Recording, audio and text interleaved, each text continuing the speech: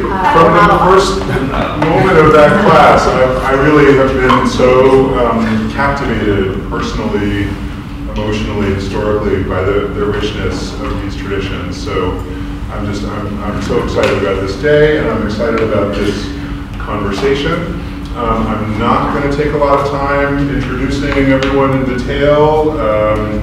The bios of our speakers are in your packet with more information about their work in their faith communities, their academic work, all kinds of stuff. It's there in your packets, that's okay. But I do just want to introduce very briefly Dr. Sheriden Booker, Manbo Dòwòti Désir, and Baba Antonio Mondesire.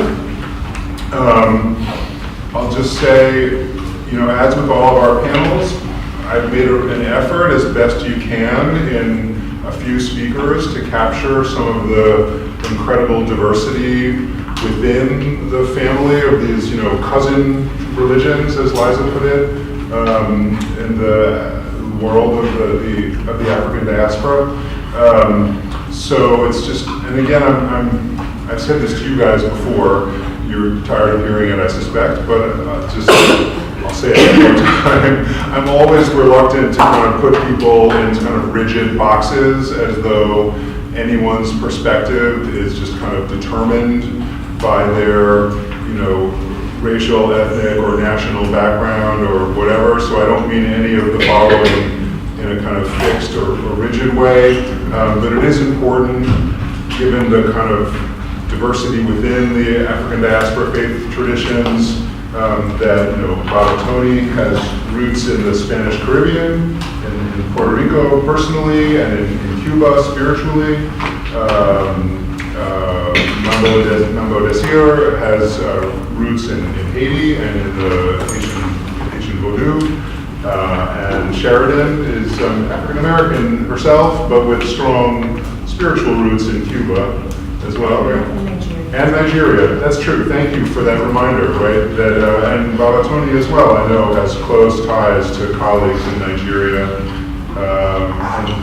I'm not sure if you got ties everywhere. You got ties everywhere. Awesome. See, so thank you for the reminder that you can't put people in strict, ethnic or national boxes. But we have some of the kind of diversity of the African Atlantic world, and then also important to flag different forms of religious leadership.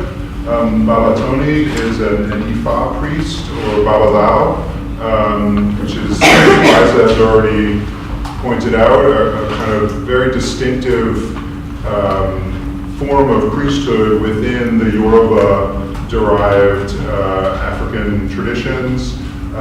Sheriden is a priest of a specific spirit, and Olarisha. So an Orisha priest as opposed to an Ifa priest. And those distinctions I know work a little differently in Haiti, so I'm not sure where I would put you, Mambo Dòwòti, on that spectrum. But anyway, different kinds of ordination, different kinds of leadership roles in their communities.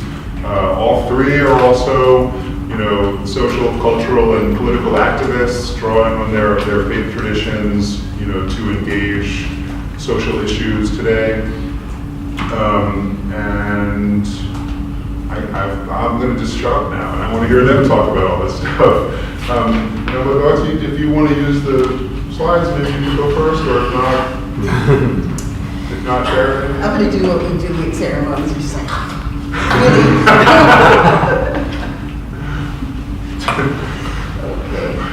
At ceremonies? Yeah, I was like, I want to do this. I don't want to be the first one. But this do I need to ask someone? Reluctance to move. So, my name is Mambo Dòwòti. I'm going to ask you to participate in a small exercise of recognition. When I say honor, we say respect. Honor. Respect. Honor. Respect. Honor. Respect. Normally we salute the four corners of the universe and recognize the elements of the earth, the air, the fire, the water, among other things. I know part of this conversation is supposed to be personal And I've never been one to do these kind of touchy-feely things. I refuse. But I will share something about me, maybe more than a few things about me, simply because I think it's important to understand that each of us has a different road that we take. We spoke about it each of us has different roads that we take. Each of us comes to the realization of who we have to be and how we should be that person, honor and respect our head, our Ori, the Vodou, the Orisha, who is our Metet, who is the master of our heads, the spirits that our families have to serve. And in my case, I grew up in a Roman Catholic. I grew up in a home that was in part Roman Catholic on my mother's side. I mean, like fiercely, ridiculously so. And on the other extreme, my father, who very much shaped my intellectual development at home, was, card-carrying Trotskyite, atheist, religion is the opiate of the people type of thing. And so a good part of my life, I was in fact an atheist. But at some point, the issue came knocking on my door, his door, through a series of transitions in the sort of the cycle of life of my own family. And I realized I had information that I could only say was genetically provided to me, information that made no sense to me in my conscious life, information that I knew I had to speak to, had to process. And in fact, Babalawo's wife, who was one of the first Yorishas that I saw to begin to get a handle, what is it that I know here, messages that I received in dreams in particular, and what I know unconsciously or on this other plane, what does it have to do with my reality in this space? And so I came to realize over the course of priest for 20 years now. Manbo makes me a high priest of Haitian Vodou. That there are issues of governance that relate to knowledge, issues of understanding space, where I am situated personally as an individual, where I fit within the collective of not only not just my family, not only the nations that I belong to, the nations, beyond the geopolitical, being both the Haitian national and the U.S. national, but also the nation, the nations that the spirit world that I inhabit, that are part of my genetic makeup, how that speaks to, again, where I am in Haiti, and in spite of having a fiercely Roman Catholic mom, she was also a Cuban, and my mother, her mother, I know practiced Santeria, but would never talk about it. So I have to reconcile all of these things so that at some point in time I find balance. And so understanding place, if you will, and space are critical to navigating this terrain that is that are collective traditions. And related to that are issues of governance. How do you manage? How do you move forward? How do you negotiate? How do you go to war? How do you make peace? And to find justice. You spoke about looking. How do we do that? And an understanding. I'll just mention something because you're good teachers. The nature of literacy. If I didn't know Dr. Booker, and I didn't know Babalawo, I would know the difference between savoir and connaissance, who they are, just by looking at them. And they would know something about me just by looking at me.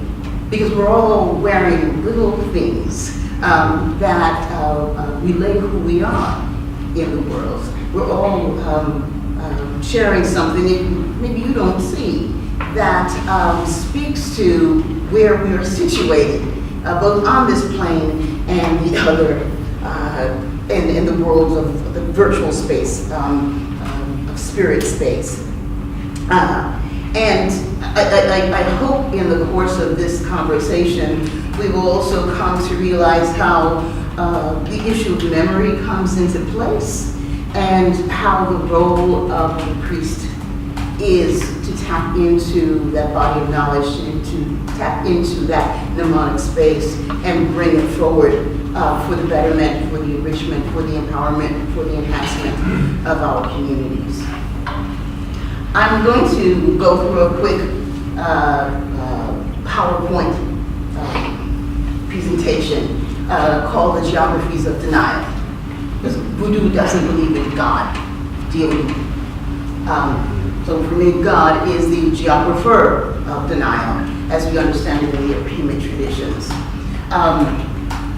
Vodou, from Voodoo Man to Live and Let Die to American Horror Stories, we have all of these images and constructs of what voodoo is. Some of them are outrageous, some of them speak closer to the truth, but my point is that they populate the popular imagination in ways that we couldn't even fathom. And this article that was referred to earlier in the Times is just one more aspect of that, and the kind of virulent discussion that is propagating is yet another element of this. And all of these things come from the occupation of space, the American occupation of Haitian space during the 1930s, and then the corruption of that, and filtering it and putting it out in the universe, which has put us in a space of being demonized and vilified. Space, place, memory, again, are things that Vodou is about. And I chose these images. This is an image that I shot, this is an image that somebody shot, and I happen to be in. But I chose it because I want you to understand part of the beauty, part of the serenity, part of the eco-theological relationship that Vodou have. Part of one of Ogun's paths, actually the whole path of our trajectory of spiritual engagement is about creating balance and engaging in a relationship with nature, with the universe, with that mother that birthed all of us, whether you call her Yemosha or you call her Dòwòti. In Vodou, there is a cartography to the tradition. There are prayers that we say, prayers that I've been singing my whole life as a priest, that is, maybe unconsciously someplace else. After the crush, yes, part. Correct. But we talk about Afrique Guinée. When we die, we go to Afrique Guinée. We go back to Guinea. We go underneath the waters and end up in Guinea. So Guinea, the African homeland, the motherland, that is, if you want to say there's a notion of heaven, of paradise, whatever you want to call it, this is the ultimate destination. And so, I mentioned literacy. So you can find a lot of people we saw reciting these prayers, reciting these places, not even fully aware of the fact that they actually exist. So I have the 1743 map that shows Guinea, which includes actual Guinea, or Guinea, Equatorial, Conakry, and otherwise, but also Nigeria, Senegal, France, Angola, and then I have a more recent map of these same countries. We define geopolitical boundaries that they have. But these places also the prayers, also speak to very specific places. Again, we mentioned Ogun earlier. This is Ogun's Reve. This is the site of the slave market in Badagry. So you hear Ogun Badagry, Ogun, that warrior of justice, of military, of diplomats, of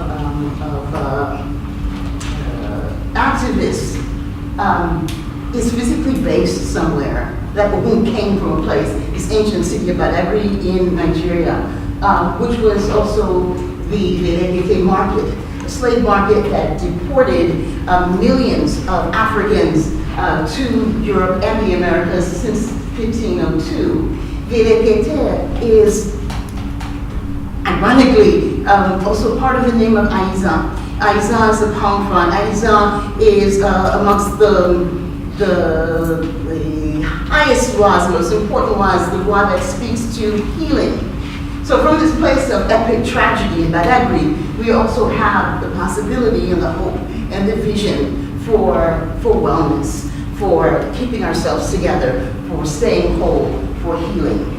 And some of these images are places that I've actually been to. So when I talk about,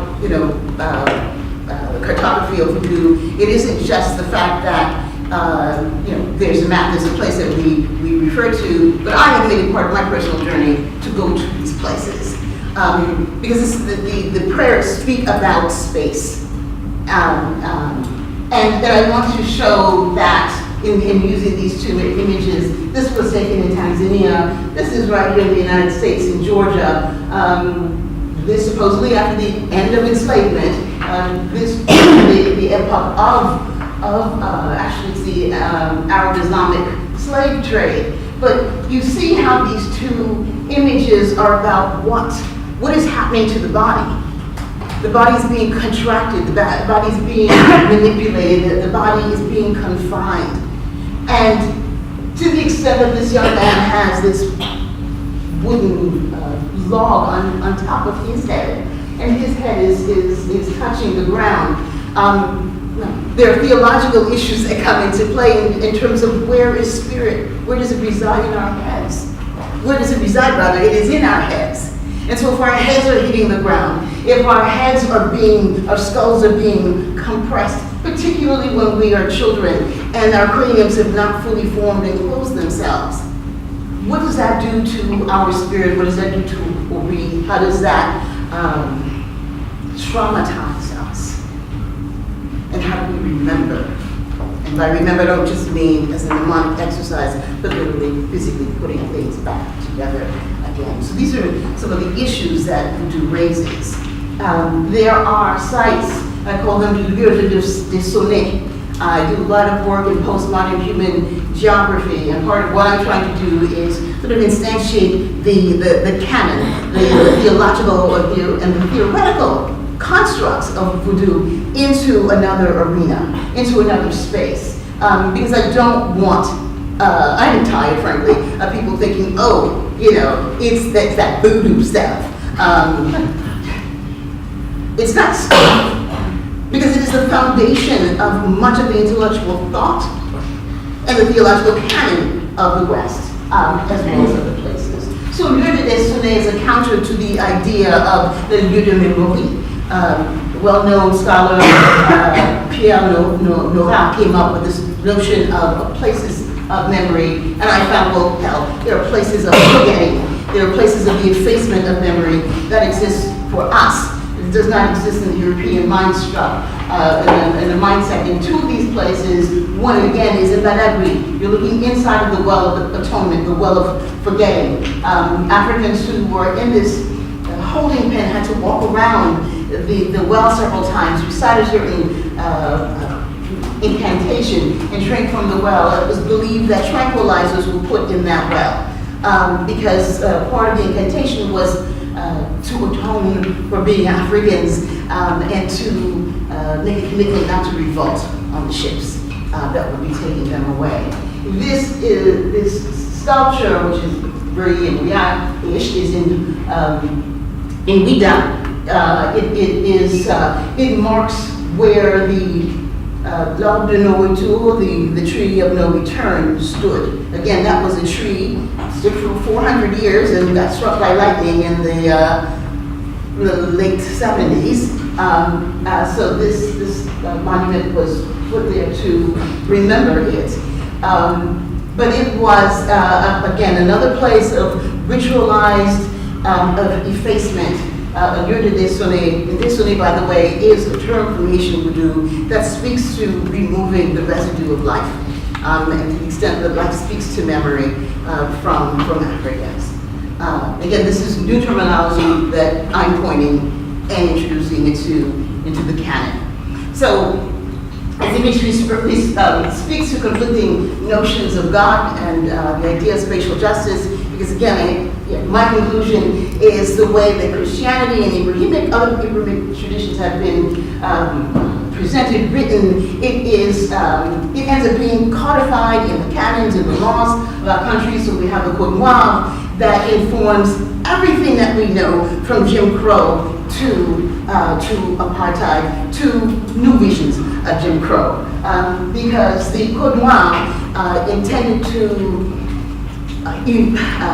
eviscerate the African person, dehumanize the African person, confine our spaces of existence, our spaces of thought, our spaces of engagement. And it also did that to, by default, it does that to European enslavers as well. But I made a juxtaposition because one of the things I love about Vodou is the kind of play of words, the ambiguity that's there, its dexterity. So we have the Code Noir in French, but I talk about the Code Noir. Code Noir, and the Code Noir is the code that we have amongst ourselves as African descendants, who are covenants of this particular tradition, speaking to the ancestors, speaking to Ogun, to justice, to war. This creates the A, interestingly, of this altar, to Aizan. The cross is there, yes, but no.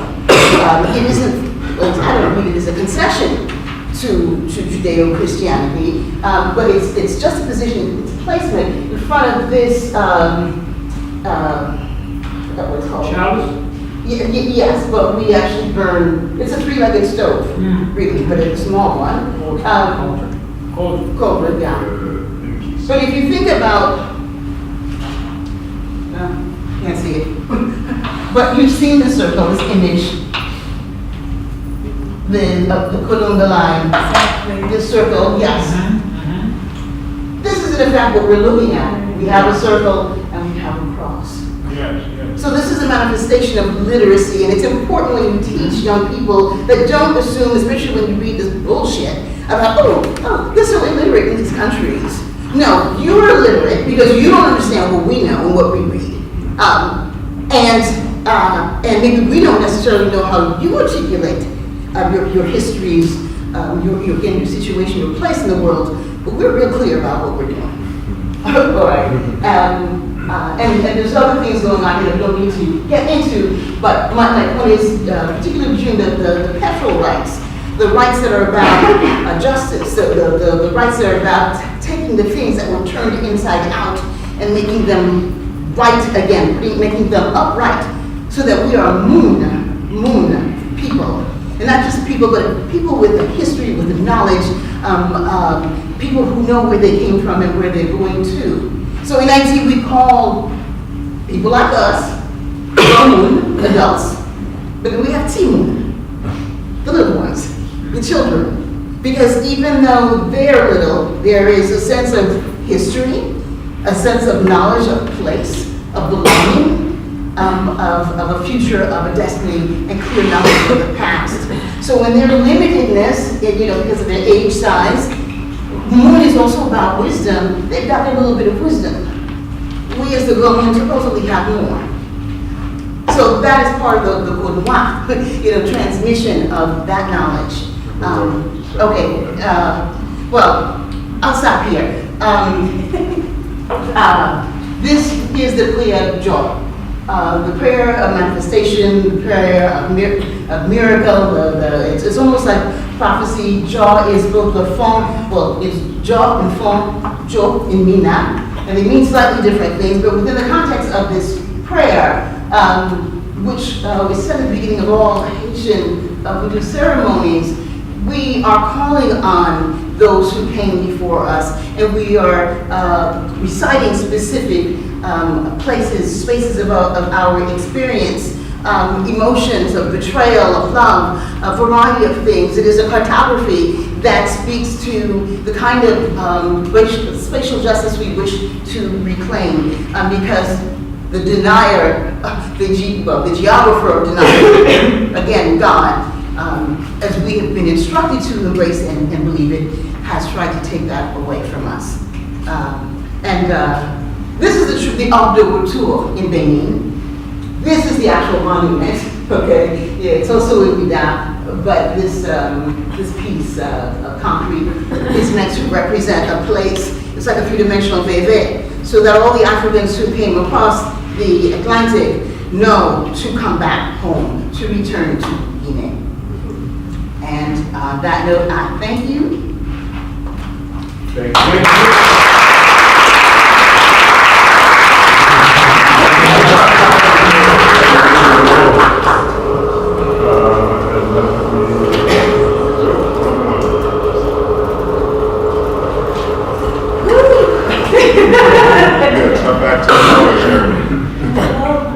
I'm more touched than anything. And I specifically asked Manbo, I call her Manbo, to go first because I've seen her do presentations before, and I think she really lays out beautifully sort of a spiritual cartography, right, for us to enter into conversations about what it is that we do. And I think it's important to also start that conversation on this side of the water with Haitian Vodou. Because as Vodou has said before, in previous conversations and presentations, that Haiti is the birth of Pan-Africanism in the world, because it is the location or the space in which there was the first transcendence of ethnic identity, really, to forge a front, both physical, martial, and spiritual, right? And politically, against a cartography of racialization, which dehumanized Africans and also our traditions, not only in the Western world, but I would say globally. You have a degradation of our history, humanity, our theologies, our worldviews. And so when we talk about African-inspired or traditions in the Americas and the way that we practice it is very much always from, we're in a position of defense, right? A defense against this history of degradation, defense against the rituals of forgetting, right? Rituals of what we call denial, right? The geographies of denial, denials of our humanity, denials of our existence. And so there's almost a double consciousness, to use a term that Dòwòti used, that many practitioners have here on this side. And I'm saying this side because I think that I have experience being initiated into certain things that I'll talk about later in Nigeria. And I think that there is another type of double consciousness that's at work there in Nigeria. Because of course there is a history of colonialism that exists there. But when we talk about specifically the experience of African descendants here on this side, there is my goodness, I'm losing where I was going before. But there's a specific experience of double consciousness that we come to the table with when we're practicing African traditions or African-inspired traditions on this side. So as Vodou was referring to,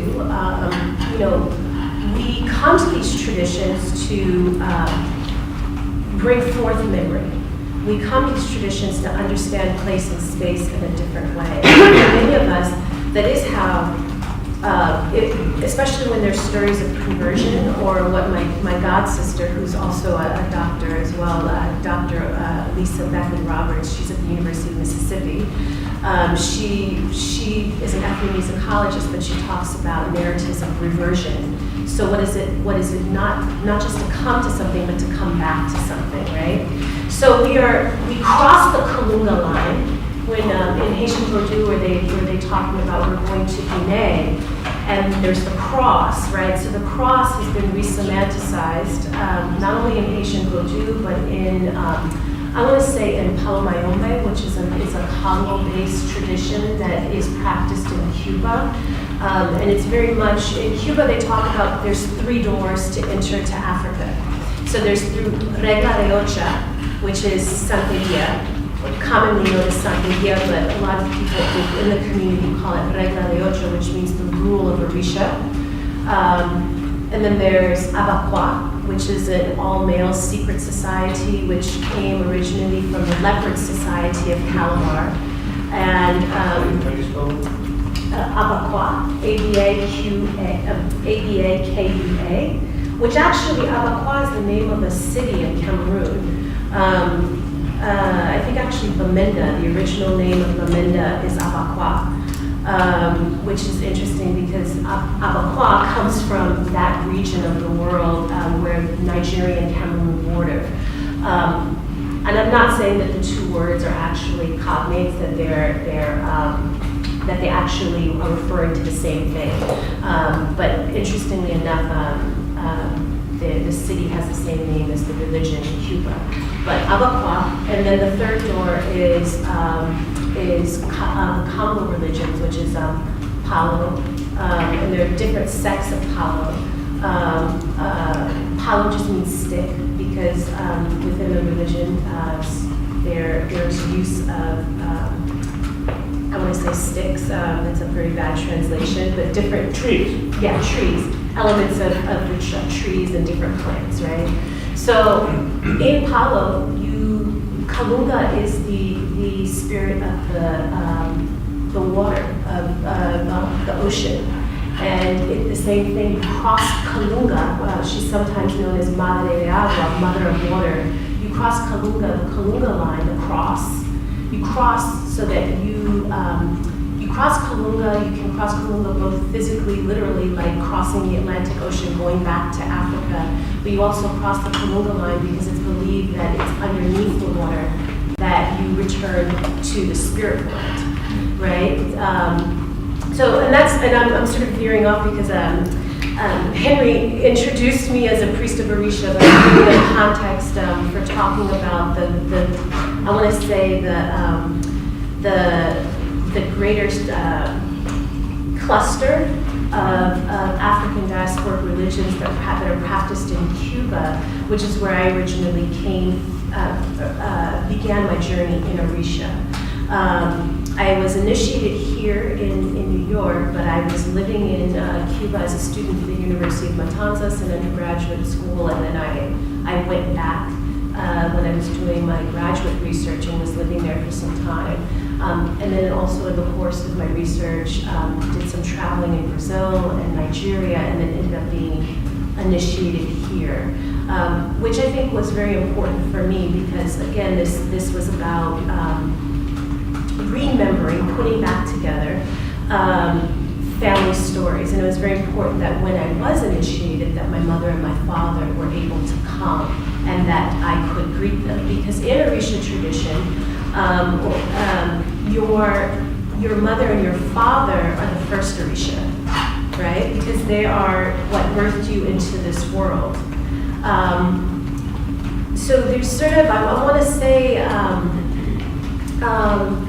Orisha is really about bringing forth what is your ashe to live and be in the world. And so you honor those points of reference in the world that enable you to be, right? So everybody comes to the world with Ori, and you probably heard Mando's, she used the word Ori a couple of times. Ori is the purest form of, in our theology, I want to say, right? Because there is a very structured theology to what we believe and how we go about things. Every person has Ori. Every person comes to this world with a destiny and with consciousness. O-R-I, right, which is the base word of Orisha. Ori is the purest form of consciousness, that is your manifestation, your emanation from God. But God is everything, right? So I guess to backtrack a little bit to make this, I did write a few notes that I have here on my phone. I think one of the best explanations that I've heard of our religion very recently, the Alafin of Oyo, he made a statement where he said, every culture has an explanation for the creation of the universe. The Yoruba traditional beliefs see the world as a product of two connected worlds, the visible world of material life and the invisible spiritual world. The connection of these two worlds produces power that is called Ashe in Yoruba cosmology. The creator rules over the entire universe. So the creator is everything. Everything is everything. That is the creator. We are all manifestations of God, aspects of God, manifesting the elements of nature, adding that these indigenous beliefs and practices are life philosophy and natural science. So everything in the practice of the Yoruba tradition, but I would even venture to say in Vodou, in Palo, in so many African-based religions, they are nature-based, right? And it's about living in balance both with your Ori, which is your destiny here on this earth, and the elements of nature that you are a part of. We are all elements, we are all part of the natural world. There is no separation between, I want to say, humanity and the natural world, because everything has consciousness, right? So when you start to view the world this way, it's a very different type of cosmology from the Judeo-Christian religions, because man is not necessarily put on a pedestal as separate from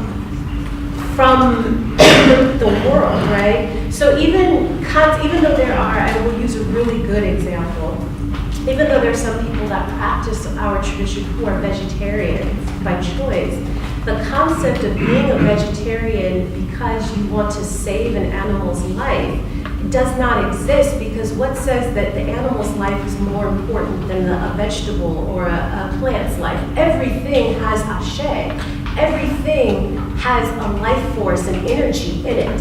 So by saying you're going to eat spinach doesn't mean anything different as eating a goat, for instance, because spinach came out of a plant that was alive in the ground, and you have to kill it to eat and to live and exist, just as you would have to kill a goat. So it's a very different philosophy of how you relate to the natural world, and not the natural world, but how you view yourself in relationship to the world as a whole, right? Because we are part of the natural world. So a lot of what we do is about achieving that balance between ourselves and the environment, so that we can live our best lives, we can live our highest destiny, we can live our most ethical selves, right? Everything is about an exchange of energy as well, right? So much of our rituals are about the exchange of energy in the world, so that we may live a better past. So when I talk about energies in the world, I want to bring up the concept of Vodou. And I'm sure Baba Tony will probably elaborate more on this, because he is a priest of Ifa. And Ifa is, just to explain a little bit, Ifa is an Orisha amongst Orishas, but he's an Orisha of divination. And in that position, as the Orisha of divination, he is in many ways the administrator of destiny, the administrator of the other Orisha. In the Odus are ODU are both energy, but they are also they are, I want to say, like capsules that have stories attached. They're energy capsules, right? That have stories attached to them about. I'm trying to find the best way to explain this, but basically, the Babalawo, it spends. The job of the Babalawo is to know all 256 Odus, as well as all the stories that are attached to each Odu, which means that you literally will spend a lifetime learning stories, and more stories, thousands, because each of those stories is about memory, right? About histories. They are histories of things that have happened. But they are also allegories of life, right? And the way that energy manifests in the world. They tell situational stories about things to avoid, things to do. If you go down this path, this is what will happen, right? And the job of the Babalawo is both one of, I want to say, historian, but also interpreter, right? Because now your job is to take these stories of things that have happened in the past, and you are now reinterpreting them for the client that sits in front of you that has very real life problems, right? Well, Tony, I'm sure will. Yeah. So this Odu, I'm sorry. So the issue of Odu is very important to any person that worships Orisha, because Odu tell the stories of Orishas and different energies and how they manifest in the world. And it is through interaction with Odu and your own Odu, because everybody, when you go to get a reading, the reading is based off of one of the 256 Odus that you receive. You then find out for yourself, what are the things that you need to do or not do? What are the things that are good for you? And there's a refrain that we have in one of the Odus that one man's meat is another man's poison. And I think that really encapsulates a very fundamental philosophy that is part of Afro-Atlantic or African Diaspora traditions. It's very much based on community, very much based on family. But at the same time, it is highly individualized, because there are not across-the-board prescriptions that are given to everyone. It's really based on what it is that you need in your particular destiny. And Manbo spoke about this a little bit as well, so I hope we're sort of bringing the different talks together. But that we each have a destiny to live. We each have things that are good for us that may not be good for the next person, and it's about living in balance with the path that you have in life. And so to sort of wrap up, because I don't want to go too far off into Odu, I want to leave that to Tony. I think one of the things that can be difficult for children in the public school environment is that, number one, there's a grave misunderstanding, misinterpretation of Afro-diasporic religions. There is this baggage that we carry that has to do with these geographies of denial, geographies of forgetting, geographies of degradation. But then there are also these sort of more granular issues of the prescriptions that each person receives that they can do and what they cannot do in their path. And so when you go to school, you send a child to school. I don't have children yet, but I know from speaking to others that are parents in my community. So you send your child to school and you tell your child, oh, you can't do this, right? Because we know this has been prescribed for you that you shouldn't do this. And then the child goes to school and the child's like, I can't do that, I can't do, And so having your child in a situation where sometimes the teacher or even their own peers may not understand can be a very difficult issue for them to encounter. And then also to not want them to disrespect authority or disrespect the school administration, whether that's the teacher or the principal, but how to send your child to school where there may not be an understanding of what they practice, and there may not be a willingness to hear or accept that the child cannot do something. And so, for instance, when I think an important thing to keep in mind when people are initiated to the priesthood in Orisha-based religions, typically the person will wear white for an entire year.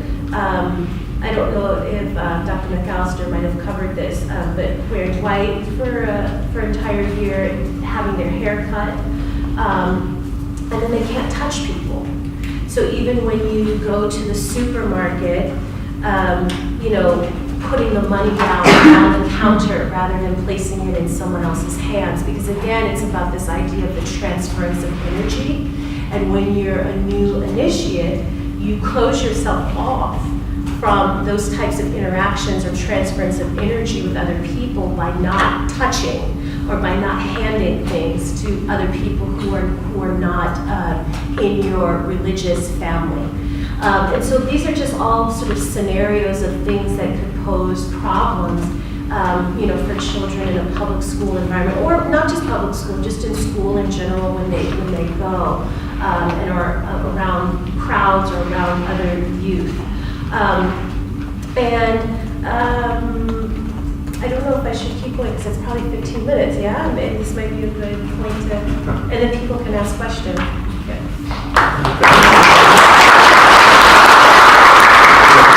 If I could just take 1 minute to add very briefly, I think that example of, children from Orisha communities trying to navigate the requirements of their faith and their house, in a school setting is really a tough one, especially because of this assumption that we've all talked about a number of times the last few years, the kind of stereotypical Western, mostly Christian understanding of religion is that if a child comes in and says, oh, well, I can't do X, Y, or Z, it's against my religion, the next thing, even a sensitive, well-meaning teacher or administrator will ask is, well, all right, where does it say in a scripture somewhere that you can't do this? And it's not, as you said, like one man's meat is another man's poison. There's no book that says exactly what every Orisha devotee needs to do. Right. It's more of this individualized process through a reading, through a relationship with godparents,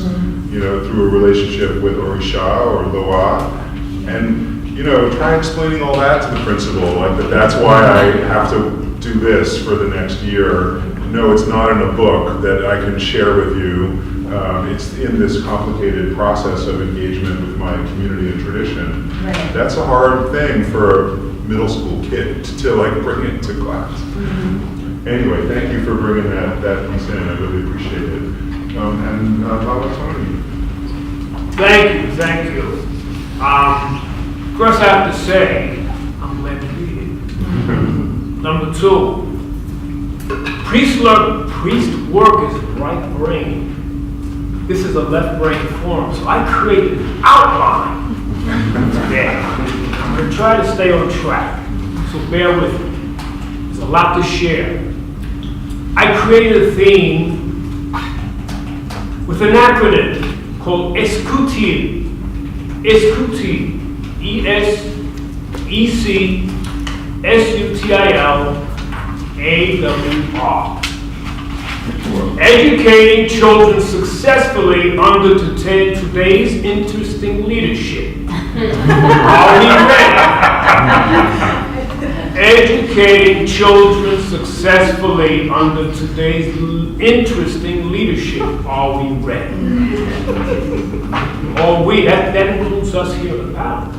We're educated. First, let me edify Dr. Dòwòti. You're doing a wonderful job as always.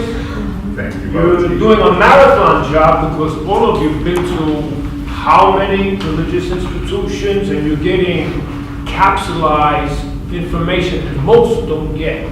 So thank you, Dr. Dòwòti. And the Interfaith Center, which I've had a relationship with 20 years, I sit on the board, but they need to be edified also. Dr. Elijah McAllister, we worked together 24 years. It's always a pleasure to work with you. Always. We're all growing, and that's why I love this venue. Manbo Désir. Merci beaucoup. Hey, Bobo. Wonderful one historical PowerPoint we all need to remember. That's in our genetic code. Thank you. And Dr. Booker, it's always a pleasure. The young ones bring a lot to the surface. So we want to thank you very much for your powerful presentation. Last but not least, all 25 of you, you're too much. I give you credit for sticking and persevering. You're going back to all 48 contiguous states and Not all 48, educating. but Also we mine. have about a third of these folks who are roughly from the New York area and 2/3. Okay. Well, here's the bottom line, and we're going to cover all this. Children, young people, the future of this nation and global society. We got a lot of work to do. You feeling me? Okay, so we want to stay on track here. 3 topics today, and we want to really stay on track. Definitions, 1, values, 2, and some 5 verses that I think are very relevant. Okay, some definitions. I want to make this very clear and understanding. Because, when we talk of the African diaspora, 95% of our ancestors went south of North America. South of North America. Okay, so you have our brothers and sisters in Uruguay and Colombia and Argentina, and I can go on and on and on and on. All right, so we want to be global about this. 5% came up north. Number 2, Olodumare, our concept of the vast creator. By the way, this is Mother Earth, there's a solar system, there's a galaxy, how many millions of galaxies? So Olodumare created that, the owner of perpetual abundance. So our ancestors were wise enough to say, you know what, this is a very big universe. The universe, just like any organization, has to be controlled and subdivided, hierarchy. You follow the point? Look at any organizational chart of a corporation. The CEO on top, all the way down to the bottom. So that's how they organize it. That's how the universe is organized. Olodumare is the chief CEO. Okay, we got that clear. Ifa, we understand, is the word of Olodumare. Any reality before it's enunciated is an abstract something. But once it's enunciated, it starts to take a form. And all of us as sacerdotes, as priests, we participate in enunciating that cosmic something. Goo, and it becomes something, becomes materialized eventually. All right, so Ifa governs all of that. It's coded and it's non-coded. It's exoteric, but Ifa focuses on the esoteric. Okay? Very important here. We live where Ileaye Afokoyeri, Mother Earth. Let's get to it now. We really have to pay attention to this. Mother Earth was just this zone. Mother Earth went to Ifa for a reading. I want children. Because the other planets have children. Make a long story short, Mother Earth got her Vodou. She got her sign, and Olodumare sent celestial beings he created. She created Irumale, celestial beings, to come and form and organize structure so Mother Earth could have children. What, 4.9 billion years ago? Mother Earth is principle. Okay, so we must be eco-theological. Thank you for that word. Mother Earth. And I have a little issue here. People assign us to earth religions versus heaven, sky religions. Where are we living? Where are we living on Mother Earth? Does that resonate? Yes. And our indigenous brothers and sisters, first, second, and third cousins here, we include them in our matrix. because we're indigenous too. Okay? We're indigenous too. Our traditions are indigenous. Way before the Council of Nicaea in Rome, way before, we can go on and on with points in history. Okay, so some definitions we've gotten out of the way. Number 2, values. Let's talk a little bit about values, because there's this sense from Hollywood and the rest of ignorance that we're about rituals and ceremony and pageantry and all this kind of like weird stuff. We have theology, we have philosophy, theology. Let's start with some basics. 7 basics of our personal, interactive, and dynamic relationship with the universe. Got that? It's personal, it's dynamic. First, Ifa tells us we must appease our isheshe before we praise any orisha. What is our isheshe? Our relationship with God Almighty. Olodumare. Number 1. Number 2, our own ori, our own head. Number 3, our mothers. Number 4, our fathers. Number 5, our reproductive organs. Number 6, our maternal lineage. Number 7, our paternal lineage. We must appease our isheshe before we give praise to any orisha. That's like a nudge for all of us, that we have a primordial relationship to those 7 levels I just mentioned. And Ifa tells us this. See? So that means, for example, a Jewish person may come to me, or a Chinese person may come to me for a reading, and if a certain Vodou comes up and says, no, you have to go to Buddhism, you have to go back to the Torah, because that's part of your isheshe, that's part of your maternal lineage. They're coming back for you to study in your spiritual genetics. See?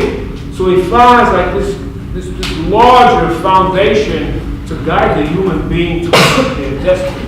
We following this? Mm-hmm. Makes sense? Mm-hmm. Okay, the next level is, well, you know, Olodumare has this giant universe we talked about. Created emissary, celestial beings that came here to form our reality. Celestial beings that came and went. Celestial beings that came and went. 4 primary, and the Yoruba calendar is based on that. Ifa, Rumila, Babalawo, Eshu, and Shango. 4 primary Irumale, celestial beings. However, Oshun was the only female. Oshun was she's an Irumale. Okay, so we have 401 Irumale, but a very distinct core group that are primary in the formation of this world we live in. Okay, the next level is Orisha. These were human beings who ascended to the level of Orisha. The Irumale came and went, and they still have a relationship with us, interaction. Remember? But the Orisha were human beings, and they left a pattern, they left the matrix for us to follow. Some of us belong to that matrix, spiritually. Okay? Then the next level of the priestly level, but wait, let me stop here. After the Orisha, we have a Gungun, our ancestors. That's collective, a Gungun. By the way, go to any country, any nation on earth, and they have ancestral memory as part of their matrix. That's a Gungun. So if you go to Japan or Korea or Russia or wherever and plug into that Gungun energy, you're going to get information. That's part of the ashe of the land, the geography of the people. Then we have other relationships about Ekberun, cosmic, celestial relatives. So I'm saying here, without breaking it down too far, we're all connected beyond the 3-dimensional reality we're focusing in on right now. All of us are all connected. Okay, and that's one of our values that we hold dear. Okay, now let's jump into the real core, because we have children to educate, including us. We have to upgrade, right? We just upgraded our cell phones, our smartphones, our operating systems. We have to upgrade our thinking, our spirit, our philosophy. There's 45 verses that help us, going to help us with our children. The first, by the way, Ifa is a book, has 250 chapters, line and verse. Okay? The first is based on, the first verse, Ikameji, and this is the essence. It is the comportment and achievement of one's children that the Orisha measures and judges one's level of success in life. It is the comportment and achievement of one's children that the Orisha measures and judges one's level of success in life.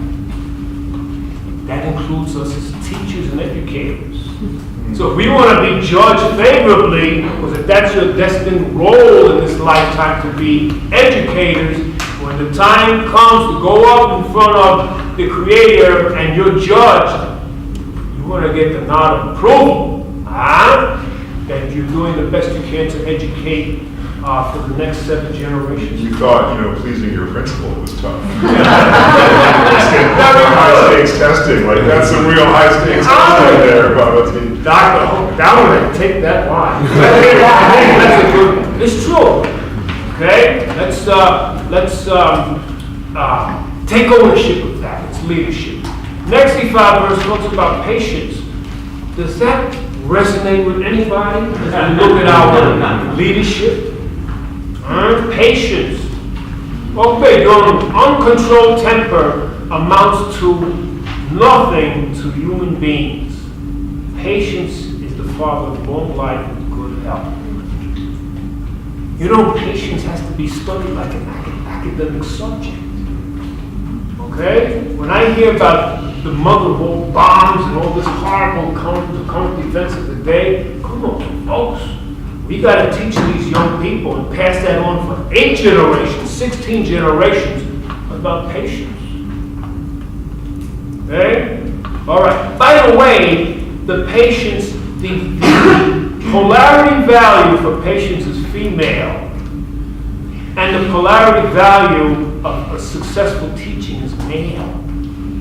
So we can work with, and this is not gender in a human form, this is energy. Okay? The next is good parenting. And this is a female value. A child's parents are the architects of the child's prosperity.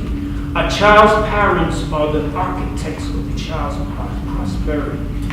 Folks, this is 2017. And some of your children, their parents, well, you might be sorry their parents in that classroom for 7 hours. Yeah, right? I taught high school for a minute.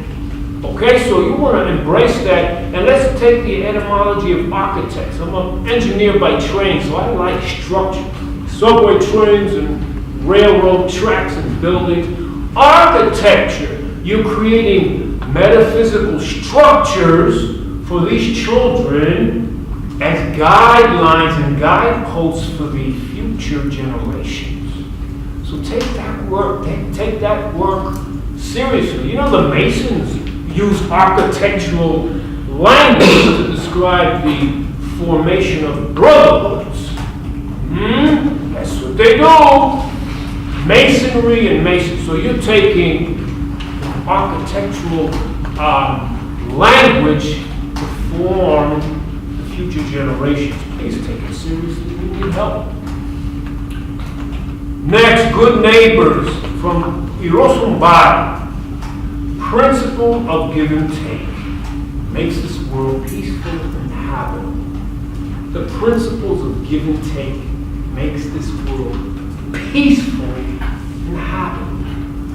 The principles of give and take. Can we just reflect on that for a minute? The principles of give and take. How are we doing as a Western society in North America with the principles of give and take?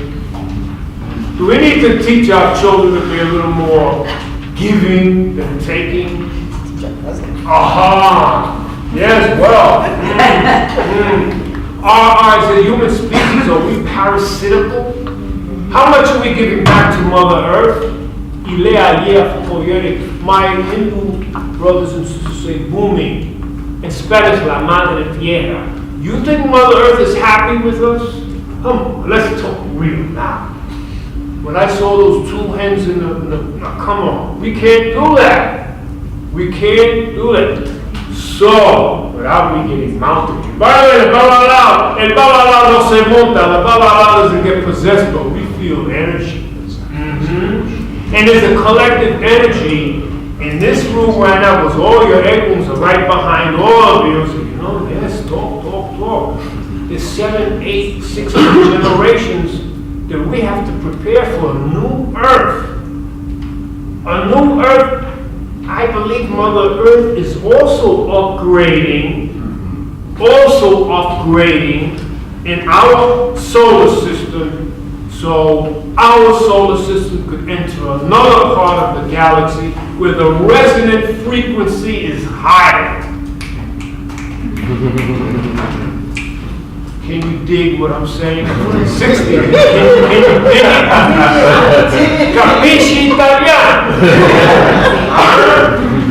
So we gotta raise our resonant frequency, consciousness expansion, give and take. Let's give back more to Mother Earth. So she said, okay, because as I'm raising my frequency, I want to take the good children with me. The parasites could stay and reformat someplace else. Feeling me, right? A reboot is coming. A reboot. So let's work on teaching each other to be more give and taking, especially our children. Because in this Vodou, Orumila taught the people in Ileife, our founding city, what did he teach them? Home conduct. He taught them farming, agricultural skills. By the way, it's not just plants and products on the earth. You're farming human beings. You're cultivating the next generations. So how many farming metaphors do we read in holy books? Okay? And of course, last but not least, he was teaching workplace conduct. Workplace conduct. So, how am I doing with time, Dr. Goldschmidt? Basically out of it. Okay. But again, the hardest part of my job is cutting off, fantastic clergy people who I love and respect. But that's one part of my job. Another minute or two if you want to wrap up. Well, I want to thank everybody here from my heart. The panel, Dr. Goldschmidt, the Interfaith Center, all of you. I do have hope as I look at bright eyes in front of me and the leadership of the country. Wow, it's just a passing phase, right? Because we're training new leaders to come, and I think Mother Earth is going to be happier when they see all of the good work we're doing. May it be so. Ashe, ashe, ashe. Thank you, Baba.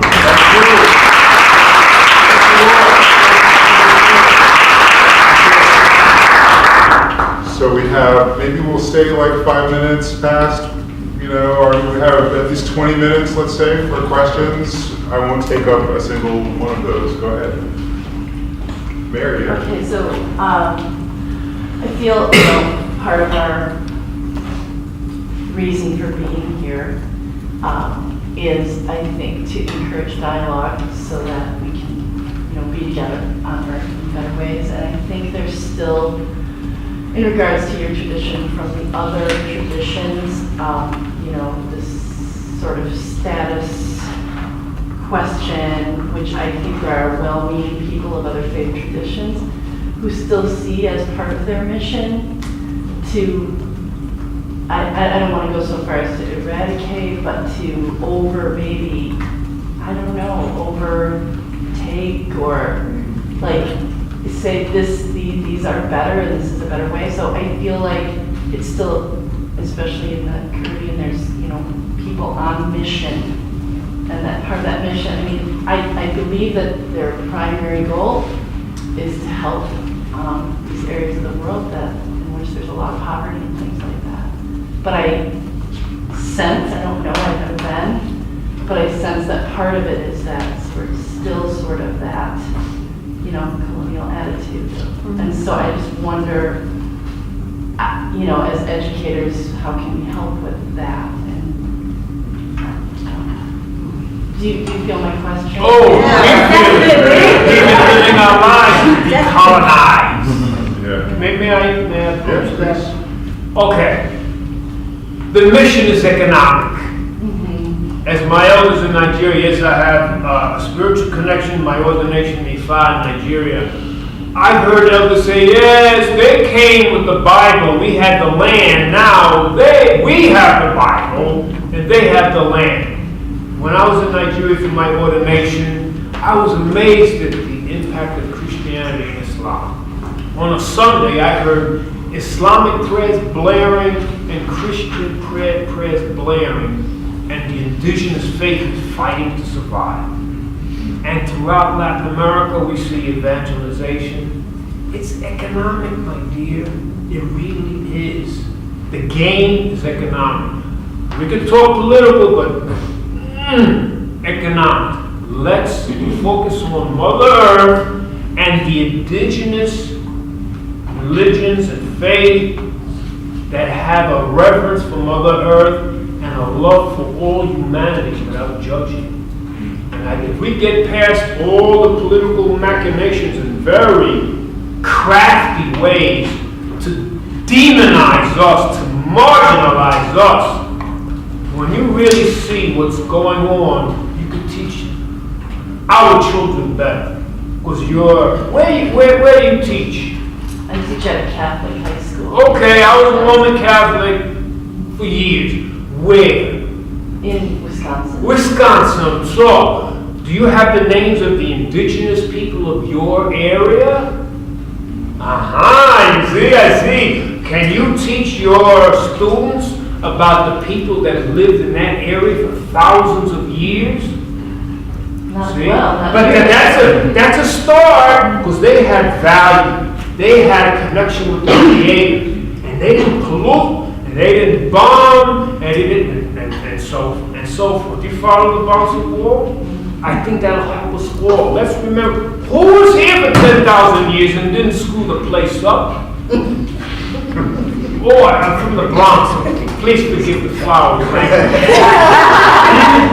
And we can get past the very crafty machinations that corporatized religions use to steal our land, enslave us, kidnap us, and then brainwash us for generations to not like ourselves.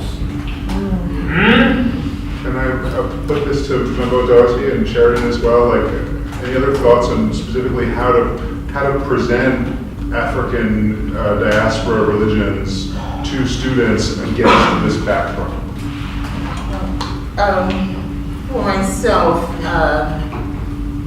this missionary culture has been interrupting, destroying Vodou since its inception, since this encounter that some of us refer to as creolization.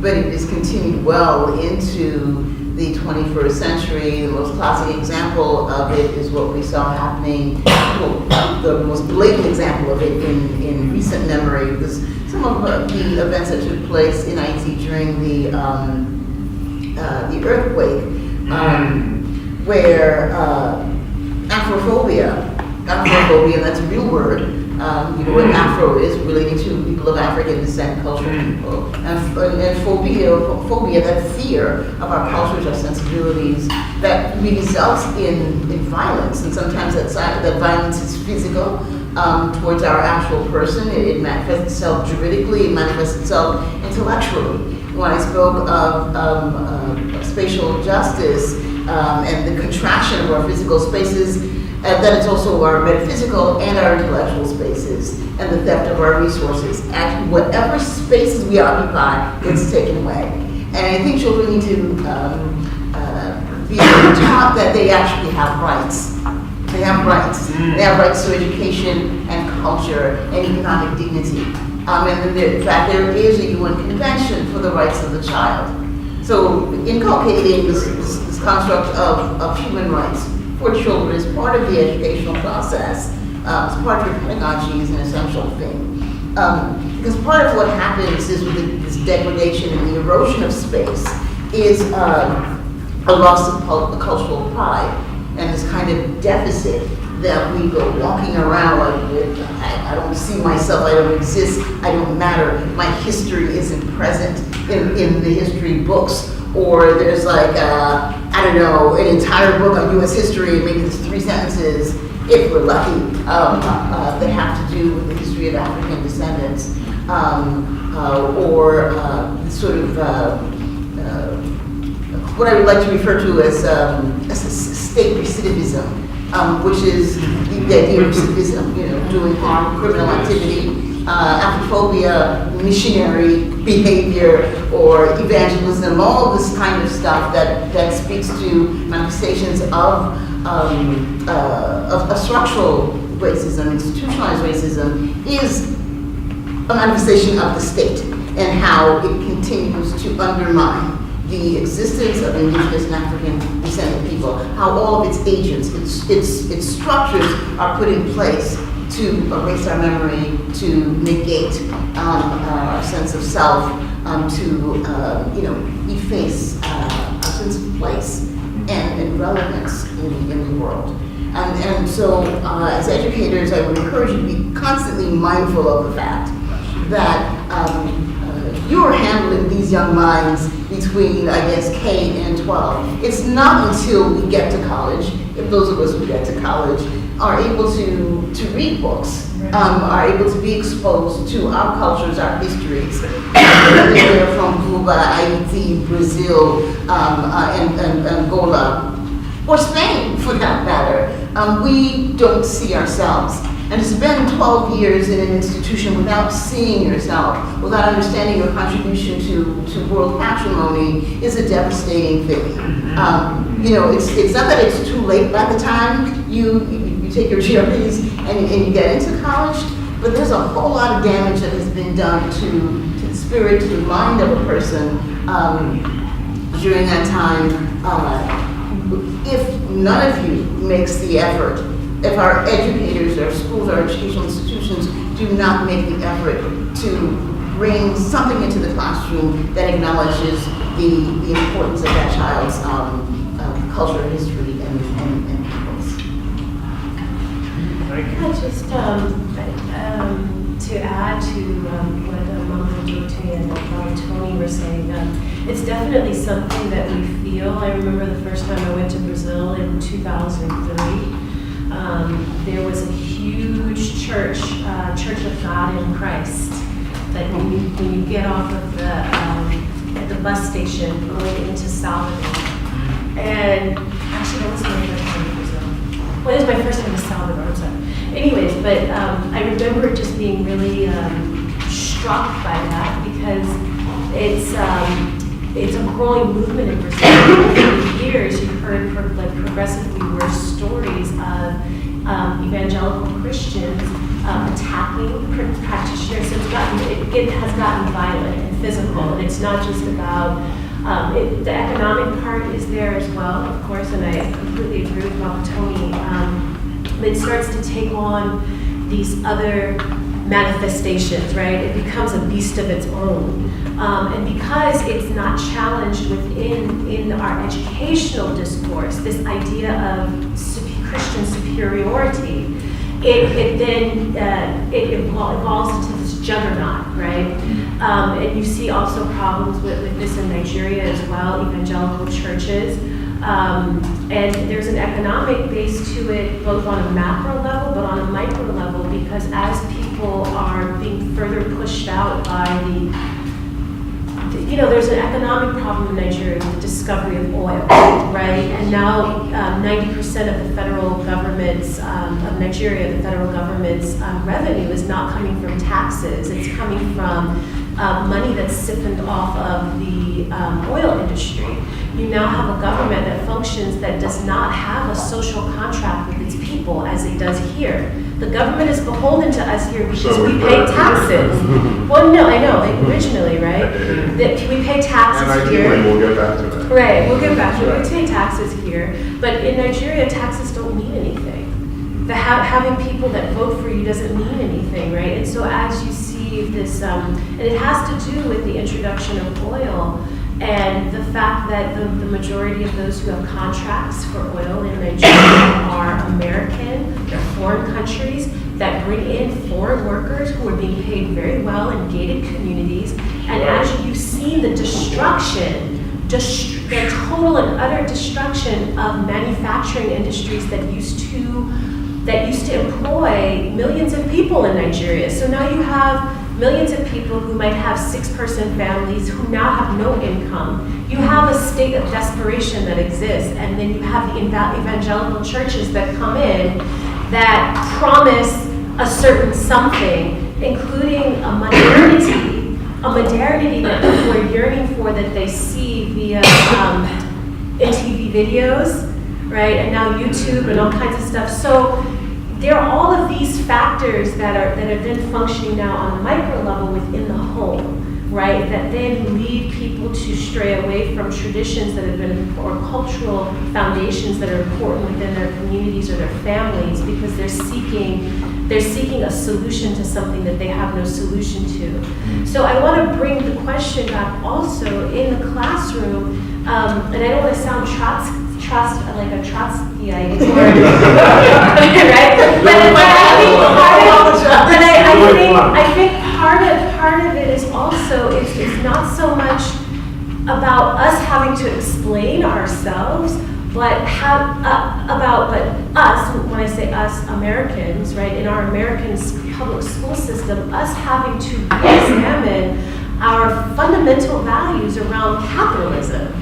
Right, and the world is pushing us there. So this is not even a plea for communism, because I'm not on that at all. But we're seeing that the way that capitalism is functioning globally, it is not sustainable. It is not going to work. And attached to capitalism is the Bible, right? Because the Bible has come hand in hand with it everywhere that capitalism has spread. And there is a value, there's a value placed on proselytization that does not exist within our tradition. We don't proselytize people. We do not go out and say, you need to do this, right? If you choose to do what a reading tells you, what you're told in a reading, that is your choice. But there is no such thing as going out, knocking door to door, setting up missionary. No, serious. And there is no concept of that for us. That's And so the Babalawo going door to door, saying, like, here's what God did. You should. Here's my there capital is, so at the same token that I'm recommending that we examine, I think it's a trifecta. Am I saying that right? My goodness. There's capitalism, Christianity, and modernity.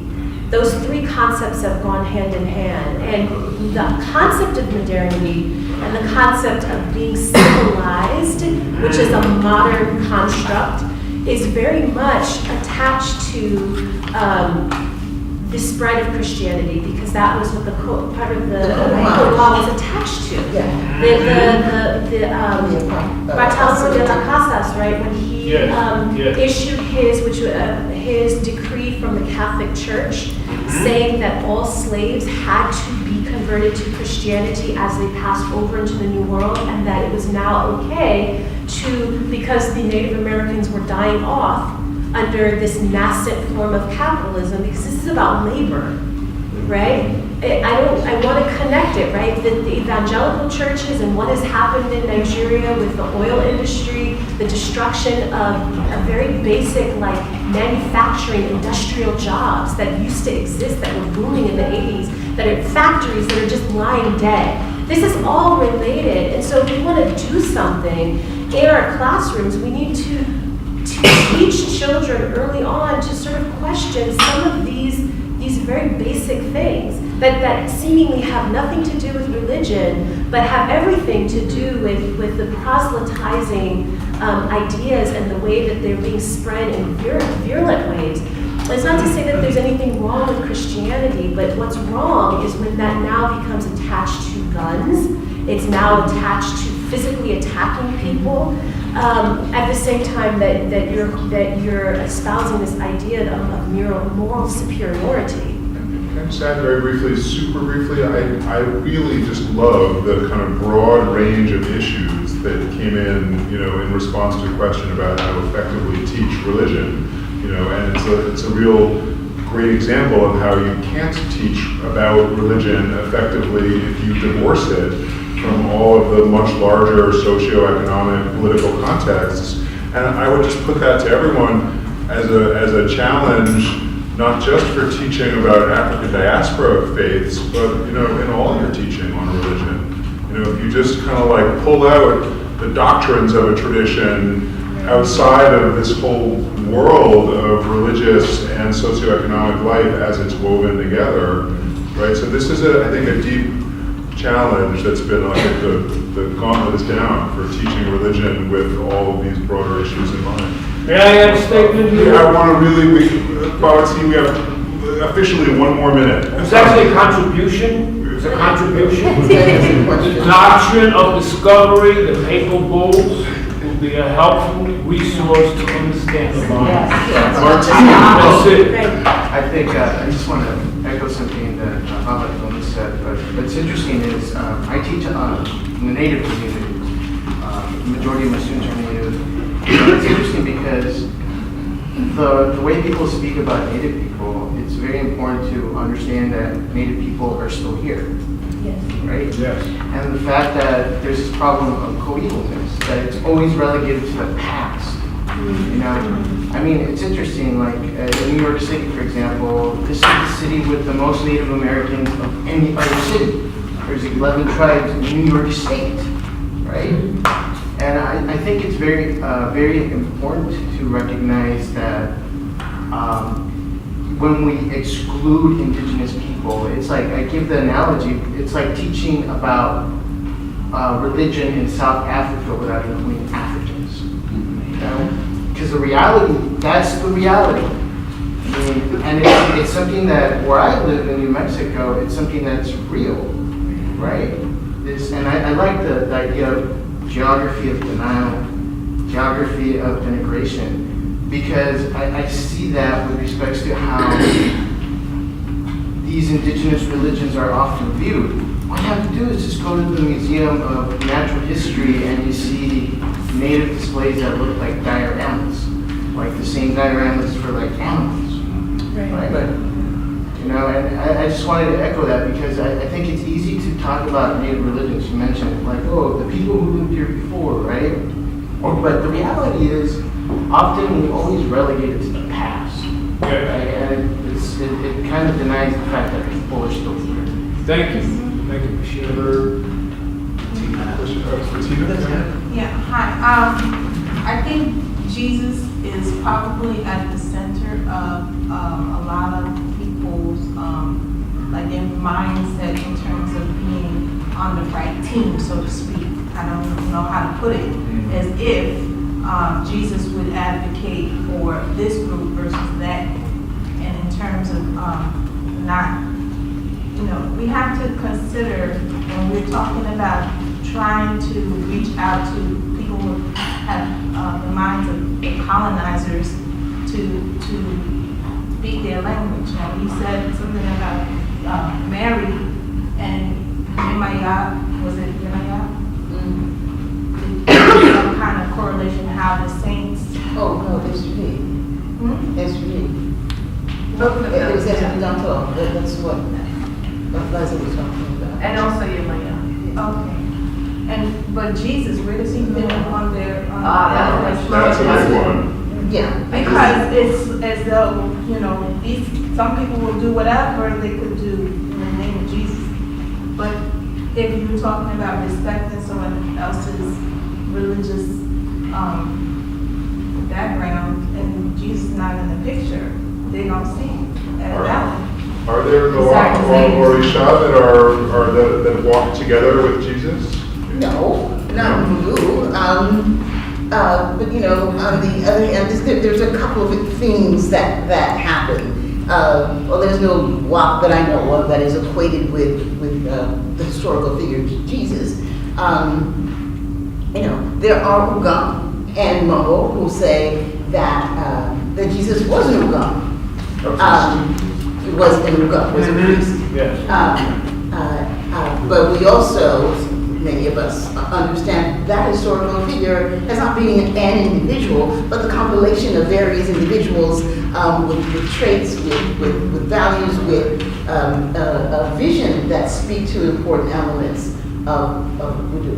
So this person is actually multiple persons that represent a construct that we might value. But there is no, I can look at the version of someone who says the other one with all the gold and stuff that is recognized as equated with Désir. This is a construct of synchronization that exists, which is, I think, a false one. So don't think because you see a saint, it automatically means that it is equated with the Marisha or a Noir. Again, part of what the Code Noir did in 1685. The second thing is, the first thing was we called for the expulsion of the Jews. The second thing was the forced conversion of all African descendants.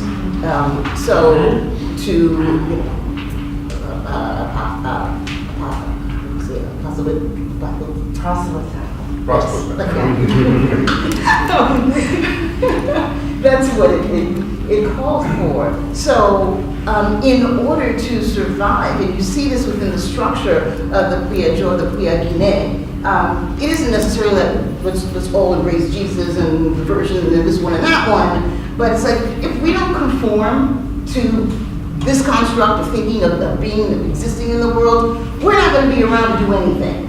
We're not going to be around to serve our ancestors. We're not going to be around to serve the Wali Orisha, the Vodou, and Kisi. So in the Priya-Guinée, you will hear the prayer start out calling on all the Christian saints, even calling on Louis XIV. Give me a second. And the prayer call starts out in French. Because what is it? It's late at night. We've got to do the Jesus thing, right? We've got to do the Christian thing. Our slave masters are listening out for us. So we're going to do their little dance. But the deeper you go into the night, the longer the prayer continues. It stops being at some point French. It becomes Haitian, what you call Haitian Creole. And really when you get down to the nitty gritty, but it's really late at night when they're fast asleep, langage comes in. And langage is the African languages that we have retained. And that's what we use to talk to the spirit. And langage, it's not, I can say something you wouldn't understand me. It's not language I would use in day-to-day, discourse. It's specifically oriented towards prayer. It consists of Haitian words. It consists of African words. It might consist of Kiskeya words as Taino words as well. But this is our stuff, and it's something you don't understand. And so we move away from, again, this Ibrahimic construct of things because it is not doing what we are. And there are fundamental differences around issues of theodicy, around the apocalyptic vision of the world. There's some fundamental, the idea of original sin that we don't share. So at the end of the day, this notion of a Jesus literally cannot hold water. It cannot hold water in our minds there. Can I really need to end in like 2 minutes to let these guys have lunch before we come back at 1:30, but very, very briefly about Antonio Sheriden is from the Yoruba, Lukumi, Cuban and Puerto Rican side of these traditions. Is there any particular kind of thought or practice around Jesus that you're familiar with? I like to say this. He's kind of figured in. Yeah. I'm going to contribute a thought process, not to look at the anthropomorphized figure of saints or Jesus. No, the principles. The principles. We don't have to have a one-to-one correlation between Jesus and what Orisha, what Erumale. What are the principles that Jesus embodied? They're philosophical principles for human beings to evolve. That I can find with the teachings of Ifa, the value systems of Obatala, and I don't have to focus on the dead man on the cross, because I don't want to focus on that. Did he die for human beings, or was that a political machination for some other agenda? Okay? So, let's focus on the principles. And our Native American brothers and sisters who are part of our ancestry, Taino, Carib, Arawak, their principles lined up with Jesus' principles, lines up with Ifa's principles. So we're looking at a more universal articulation for our kids. And we shared it, and then I'm sorry, man. Did you want to I'm just wondering if there's anything that you can speak to as far as like, because I get all this, and it seems that almost all Asian religions and everything, they're all struggling to coexist and like and be in this space, this ever-evolving space, but especially here in the United States, because of this dominant Christian. My question is, because we are teachers within the belly of the beast, I'm wondering, how do we reconcile this cultural religious identity? Because you mentioned that there are fundamental differences that I don't see, people coming to reconcile with, right? But how do we reconcile these differences, and trying to maintain a cultural identity, but also a national identity? Because I feel like that is at the heart of like how we are going to create these like future global citizens, right? Because this is something, if we are here in the United States of America teaching our kids, right, who are getting all these different messages around not just how to navigate through the world spiritually and like whatever, whether it's to get back to the motherland, to be saved, to whatever, but also as being this other narrative about being an American and what that means. And so what I'm wondering is, how do we marry that so that that's like? Can we go with Ashe and Aibobo to the issues that he's raising? Or very, very, very quickly, I really want to respect these guys. I have 1 hour to get lunch, and then we have Oneza and Ravois are coming to do a workshop with them at 1:30. Okay. So super quickly. Yeah, I think that was why I brought back the issue to looking at our current economic system, right? Because I think at the base of it is us reevaluating what are really our American values. Because American values were supposed to be they were supposed to be based on opportunity, supposed to be based on tolerance, right? In theory, in discourse. And so the evolution of the United States has always been challenging the country to live up to these very grand ideals, which we have failed at. We have succeeded in some areas, but we have continued to fail. right? It is, and I think it's really important having this discussion, particularly with and like an Afro-Atlantic religious perspective or panel, because in this country, and I don't mean to slight the gentleman in the back, because you did bring up a very, very good points around the native presence. But what you've seen a lot in the United States, and I think even in IT, is the presence of Africans has really always been pushing the litmus test of what is the republic, what is democracy. There's a really, really good, and so you might want to start looking at some of those things, right? Because there's a really good essay called Hegel and Haiti. Yes. That was written by Susan Buck Morris. Yeah. And she talks about how this ethical question of the slaves in Haiti, and also some Haitians that went to Paris during the time of the formation of the French Republic, and how that was actually really critical to the formation of philosophical discourse around what does it mean to form a modern republic.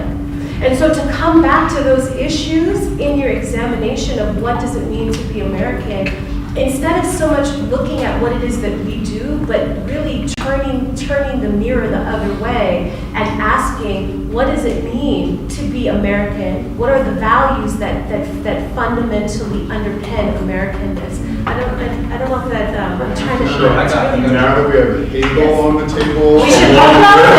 We should close it. We really don't have time, so I just We should want to say go. thank you.